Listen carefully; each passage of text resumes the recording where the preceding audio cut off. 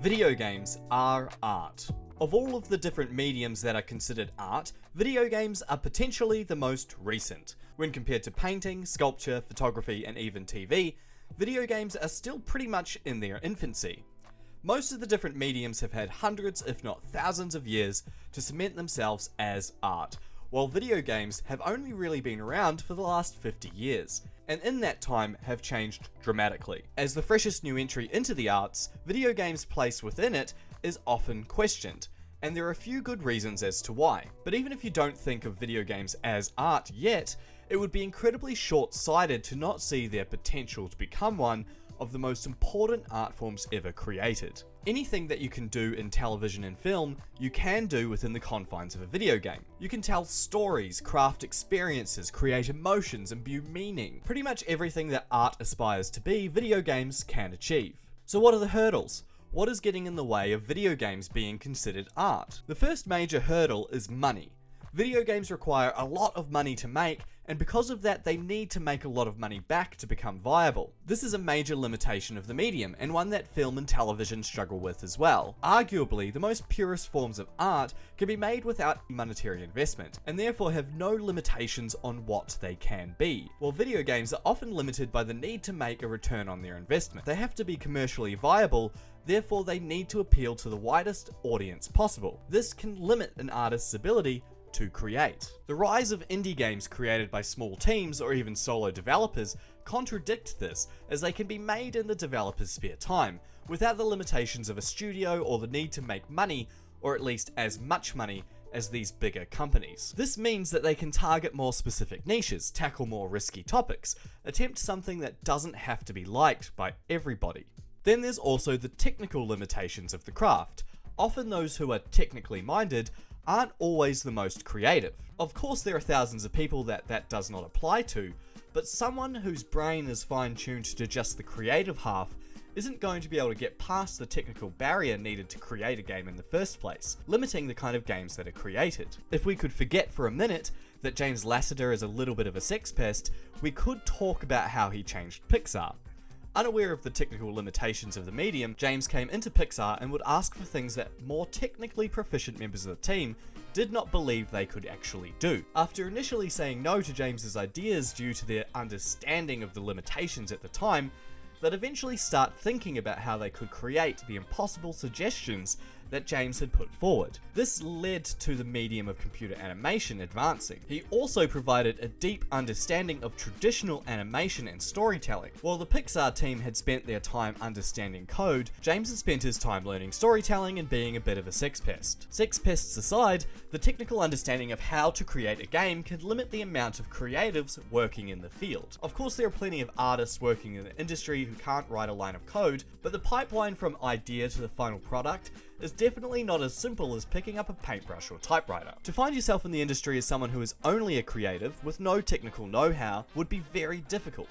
The technical limitations, the time it takes to create, all of these things would factor into not hiring that genius artist who could truly shake things up, in fear that they might tank the project. For every James changing the face of the company they worked for, there would be a ton more people leading the team into a chaotic mess. Rolling the dice on a wild auteur could lead to the next Hideo Kojima, or it could lead to another Peter Molyneux, focusing on making sure that the lead character can hold someone's hand over just making a good game. So the voices that can lead the charge within the industry are somewhat limited. It's not worth the risk of pinning the premise and gameplay of your game on someone who doesn't know the technical limitations of creating a game, regardless of what new avenues it might end up opening up. The next hurdle is the vastness of video games as a medium. While painting can transcend into sculpture, and a TV show can at times be considered a really long film by some, video game genres can at times feel like completely different mediums. A lot of video games have more in common with sports than high art. A competitive game is less about the experience and hidden meaning than it is about the adrenaline rush of the competition itself. So it can be confusing to an outsider to suggest that video games are an art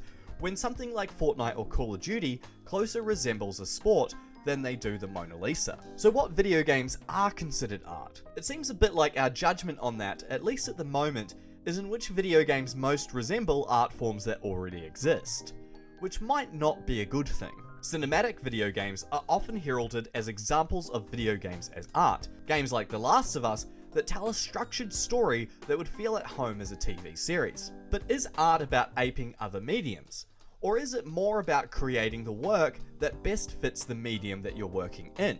Why paint a photorealistic mountain when a camera can do that better? With this in mind, I'd argue that The Last of Us isn't a video gamey enough video game to be considered the ultimate example of video game art. It's an experience that could just as easily have been a movie or a TV show and had a similar, if not the same, effect. What we should really be looking at as art in video games are experiences that could only be created in video games. Experiences that could not be achieved by painting, music, or cinema. Pac-Man, as an example, is an experience that you could only find in a video game. Its visual style is one created by the limitations of the time. If Pac-Man hadn't existed prior, it's unlikely that anyone today would have decided to have a pizza-shaped yellow blob chomping on pills and ghosts as the main character for their game. It is, and can only be, a video game. You might even look at a game like Elden Ring, which has a narrative told in such a way that it could only be done in the medium of video games.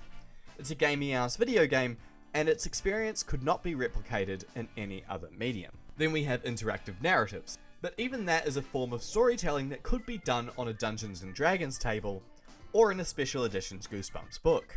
In some cases, it can be done better in the medium of video games, but it is not entirely unique to it. But within interactive narratives, we also have emergent storytelling, a style of storytelling that might be unique to video games, where a ton of video game systems work together to allow the player to form their own story based on the random events that are taking place in the game that they are playing. The game and the player are then working together to form a narrative. While a scene in The Last of Us could be emulated on a TV show could not give the viewer a moment that feels completely unique to the player in the same way that a video game can. So structured storytelling in games, while incredibly compelling, might not be as good an example of the true uniqueness of the art of video games as a game that creates an unstructured story that mixes scripted moments with emergent storytelling and player choice. A complicated hodgepodge of elements that, while found in modern day video games, probably haven't come together in a way that truly works just yet. We have yet to see a game like this hit the storytelling highs of a game like The Last of Us or a TV show like Breaking Bad,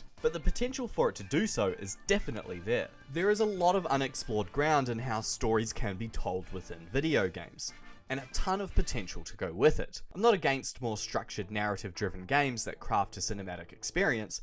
I actually love those types of video games, and I do think they are examples of video games as art. But I think for video games to improve as an art form unique to itself, that it needs to lean more into its unique ways of storytelling that no other medium can achieve.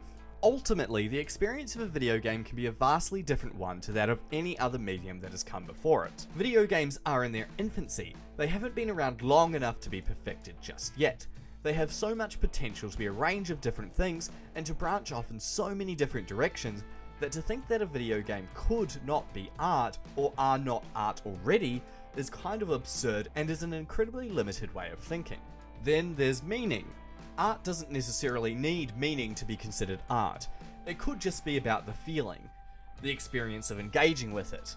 But a lot of art can and does convey a meaning to its audience. Video games have the ability to have the player see the world through a different lens in a way that books, TV shows, and movies cannot. While in a book you can live inside the protagonist's head and feel their emotions with them, you really have the opportunity to take the reins. A video game can allow that. You can make choices as that character.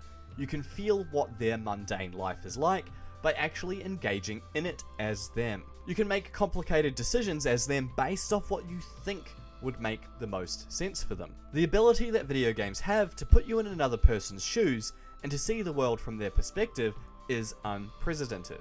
The controversial part then is that if video games are to be considered an art, that means that modern politics should absolutely be a part of gaming. Games should be able to be a mirror held up to our world, and mirror the perspectives, viewpoints, fears, and anxieties that anyone might face. In allowing us to see the world from the perspective of someone completely different to us, video games can teach us what it's like to live as someone else, to understand their struggles, and to be better people for it. We can play as a person who is a different race or gender, someone who comes from a wildly different background or place to us. We can live through their fears and anxieties alongside them learning to understand them as we go. This understanding of different people, different cultures outside of our own is and can only be a good thing. Then there's politics. You don't have to agree with a video game's political leaning to enjoy its contents. A lot of games are pro-military and glorify weapons, and I still enjoy those experiences even though I'm not someone who is pro-gun ownership, for example. The good thing about having a range of different political viewpoints in a game setting is it allows you to think, to question the world around you, to question your preconceived ideas, or just to learn about how other people see the world. You might leave with a new perspective, or it might solidify your current views. Good art doesn't tell you what to think, but it will ask you a question that encourages you to think for yourself. At the moment, video games seem a bit too scared to take a stance on an idea or to ask a question that might be too difficult to answer. Because of this, games like Far Cry 5, which had so much potential to dig deep into American culture and religion, felt sanitized and weak. It was too scared to tackle gun violence, too scared to question religions, in case it offended someone. Art has the power to change the world, to open up someone's mind. Therefore, video games do too. It's my view that games should dig deeper into what themes they are willing to explore and what questions they are wanting to ask.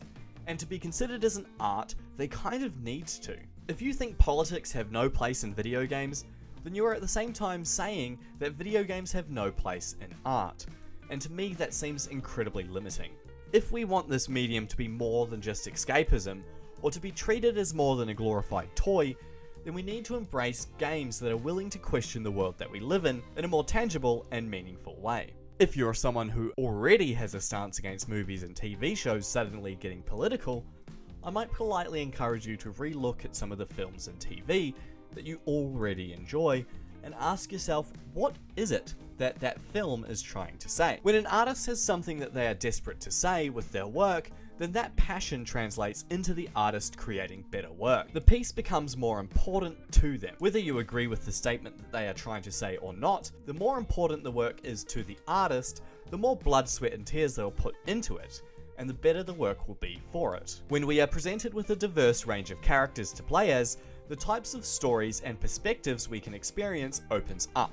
And when a game focuses on what it can do better than any other medium, creating unique experiences through gameplay, then the medium takes a step forward into being something wholly unique and of its own. There is no other art form with the same potential that video games have.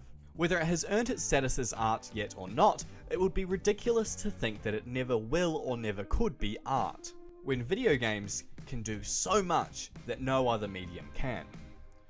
While not all video games should be aspiring to be art, the ones that do can do so much. So what do you guys think? What is the best example of video games as art at the moment? And where do you think games will go in the future? I'd love to hear your take. Thanks for listening and have a great day.